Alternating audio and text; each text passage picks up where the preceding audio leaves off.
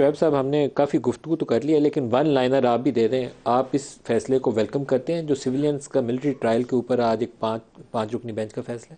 میں سمجھتا ہوں قوم کو مبارک ہو، پاکستانیوں کو مبارک ہو. یہ بہت تاریخی فیصلہ ہے. اور یہ آپ کو یاد ہوگا کہ جو امینڈمنٹ ہوئی تھی ایوب خان کے زمانے میں، جو سویلینز کے اوپر ملٹری ٹرائل ہو سکتا تھا، آج اس لاء کو ہی ختم کر دیا. لاء کو الٹرا وائرس ڈکلیئر کر دیا 4/1 کے فیصلے سے.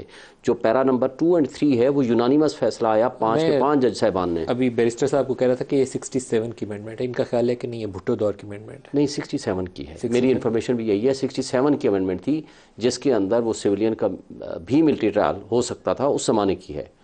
مجھے یاد ہے، میں نے دیکھی بھی ہے. تو اس لیے بھٹو صاحب کے زمانے میں بھی ملٹری کورٹس بنی تھیں، آپ کو یاد ہوگا 77 میں، جس کو سندھ ہائی کورٹ اور لاہور ہائی کورٹ نے ختم کر دی تھی. انہوں نے بھی ملٹری کورٹس بنائی تھی اسی لاء کے تحت.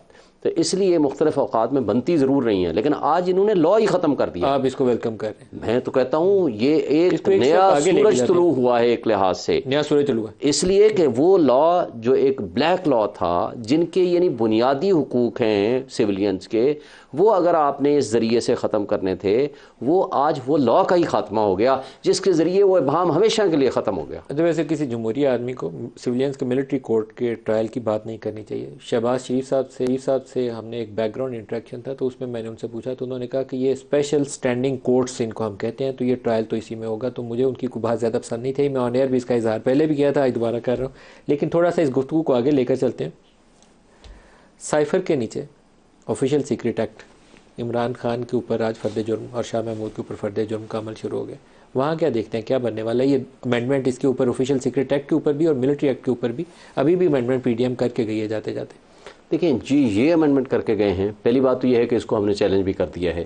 یہ امینڈمنٹ تو پریزیڈنٹ آف پاکستان کے اپروول کے بغیر ہے، آرٹیکل 75 کے تحت. یہ الگ بات ہے، عدالت کو دیکھنا پڑے گا. پریزیڈنٹ صاحب کا رسپانس بڑا ایمبیگوس ہے، میں وہ الگ بات ہے. لیکن دیکھیں آرٹیکل 75 کے بھی 2 حصے ہیں. ایک آرٹیکل 75(1) ہے، ایک 2 اور 3 ہے.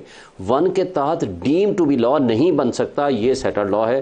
لہٰذا یہ آئین کی تشریح کے لیے ہم سپریم کورٹ میں گئے ہوئے ہیں اور پشاور ہائی کورٹ میں بھی یہ چیلنج ہو گیا ہے. لیکن اس کا اطلاق اس کے اندر لکھا ہوا ہے کہ ماضی سے نہیں ہوگا، ود امیجیٹ افیکٹ ہوگا. یہ 18 اگست سے لاگو کیا ہے. یہ ایف آئی آر ہے 15 اگست جو آفیشیل اس کا گزٹ نوٹیفیکیشن ہے، اس کے اندر انہوں نے 18 اگست ڈال دی ہے. تو جب 18 اگست ڈال دی ہے تو 18 اگست سے آنورڈ چلے گا. یہ ایف آئی آر ہے 15 اگست کی، اور یہ وقوع ہے پچھلے سال مارچ اور اپریل کا. تو اس لیے اس کا اطلاق نہیں ہو سکتا. دوسری بات جہاں تک اس بات کا تعلق ہے کہ یہ جو سائفر کی ایف آئی آر یا انڈائٹمنٹ ہوئی ہے، میں سمجھتا ہوں کہ یہ غلامی کی بدترین مثال قائم کی گئی ہے. ایک شخص جس نے ملک کی سلامتی اور خود مختاری کا دفاع کیا، کمپیٹنٹ اتھارٹی کون ہے آئین کے تحت؟ وہ ہے پرائم منسٹر. اگر آگے جائیں گے تو prime minister and the cabinet ہے، اور کیبنٹ نے ڈی کلاسیفائی کر دیا تھا اس کو. ڈی کلاسیفائی ہونے کے بعد تو پھر کون سا جرم باقی رہ گیا ہے؟ اور دوسری بات مجھے بتائیں، آج بھی یہ کانفیڈینشیلٹی تو اس کی رہی ہی نہیں ڈی کلاسیفائی ہونے کے بعد. اچھا، انٹرسیپٹ نے رپورٹ جاری کر دی، حکومت پاکستان گئی ہے کہ کس کے کون سورس تھا؟ انہوں نے تو جو سورس بتایا ہے وہ آرمی آفیشل بتایا ہے نا.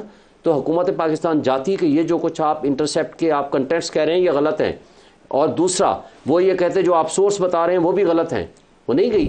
اور پھر جب امریکی ترجمان سے پوچھا گیا، اس نے کہا ہاں یس یہ ہوئی ہے، لیکن یہ 2 ڈپلومیٹس کے درمیان گفتگو تھی. اور اسد مجید نے کیا کہا؟ اس نے کہا یہ آفیشیل ہماری میٹنگ تھی.